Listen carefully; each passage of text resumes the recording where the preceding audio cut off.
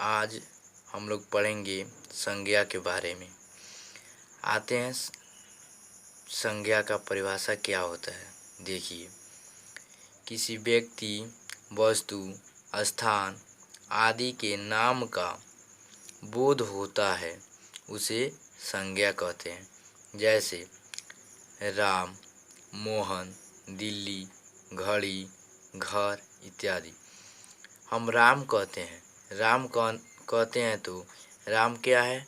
व्यक्ति है। मोहन कहने से क्या बोध होता है? वो भी एक व्यक्ति का नाम है। दिल्ली कहने से क्या बोध होता है? स्थान का नाम है।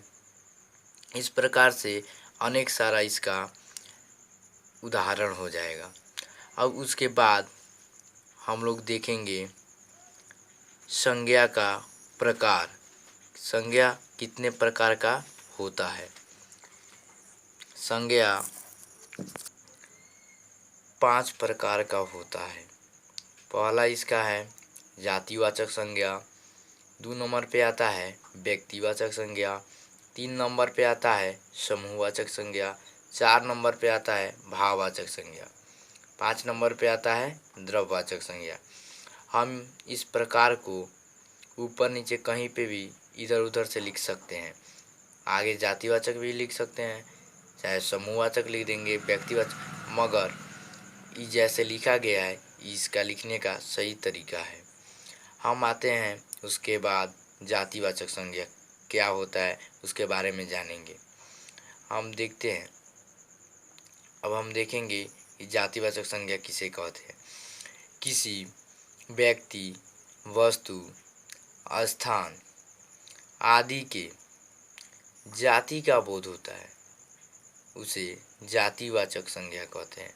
इसका अनेक सारा परिभाषा हो सकता है। ये सबसे आसान परिभाषा है जिसको याद करने में कठिनाई नहीं होगा। अब इसका एग्जाम्पल देखेंगे।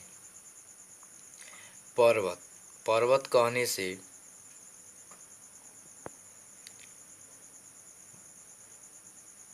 बहुत सारे पर्वत का बोध हो जाता है। पर्वत कहने से बहुत सारे पर्वत का बोध हो गया।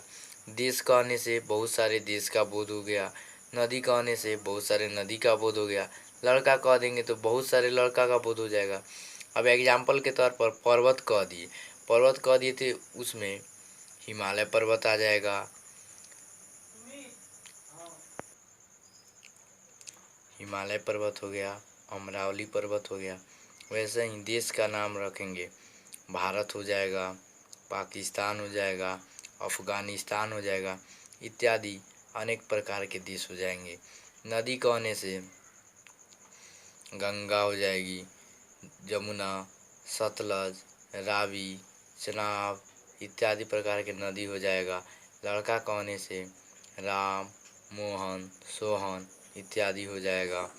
अब उसके बाद आते हैं व्यक्तिवाचक संज्ञा। किसी व्यक्ति, किसी एक व्यक्ति, वस्तु, स्थान आदि के नाम का बोध होता है उसे व्यक्तिवाचक संज्ञा कहते हैं। जैसे राम, भारत, गंगा इत्यादि। यहाँ पे राम कहने से केवल राम का बोध हो रहा है, एक आदमी का बोध हो रहा है। भारत कहने से केवल भारत देश का बोध हो रहा है। अब संसार में भारत जैसा दूसरा कोई देश नहीं है। गंगा कहने से एक गंगा नदी का बोध हो रहा है। गंगा नदी ऐसा दूसरा कोई नदी संसार में नहीं है। कि जो एक ही होता है उसी को व्यक्तिवाचक संज्ञा कह सकते हैं इत्यादि। इसका अनेक प्रकार का एग्जाम्पल हो सकता है। अब 3 नंबर में आता है भाववाचक संज्ञा, 4 नंबर में भाववाचक संज्ञा होता है। समूहवाचक संज्ञा, 3 नंबर में समूहवाचक संज्ञा होता है जिससे समूह या झुंड का बोध होता है उसे समूहवाचक संज्ञा कहते हैं। जैसे कक्षा, पंचायत, मेला इत्यादि।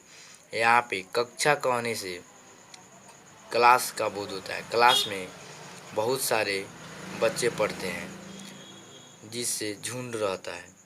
अब वहीं पंचायत कह देने से पंचायत में बहुत सारे लोग जाते हैं।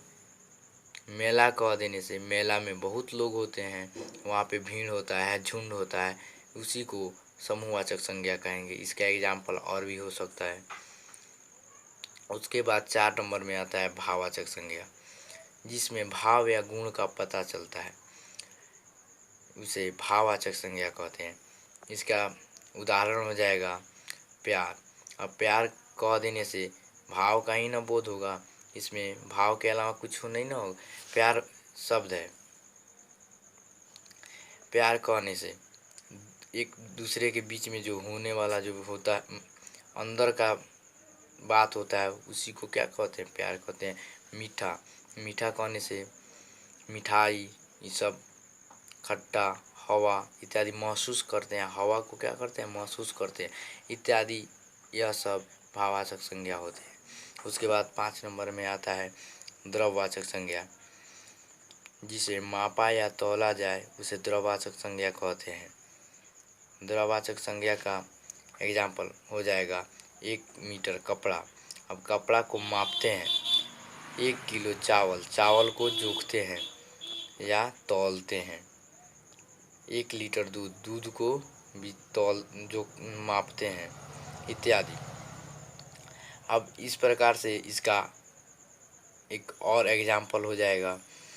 इस प्रकार से दूसरा एग्जाम्पल दिया हुआ है, जैसे इस प्रकार से एग्जाम्पल देता है कपड़ा, तेल, पानी, चीनी, दूध, केला इत्यादि। यह सब भी द्रव्यवाचक का एग्जाम्पल होता है। इस तरह भी मिलता है। उससे घबराना नहीं है कि 1 किलो चावल दिया रहेगा तभी होगा। 1 किलो चावल भी हो सकता है, 5 किलो चावल, 10 किलो, 20 किलो, कुछ भी हो सकता है। ठीक है ना?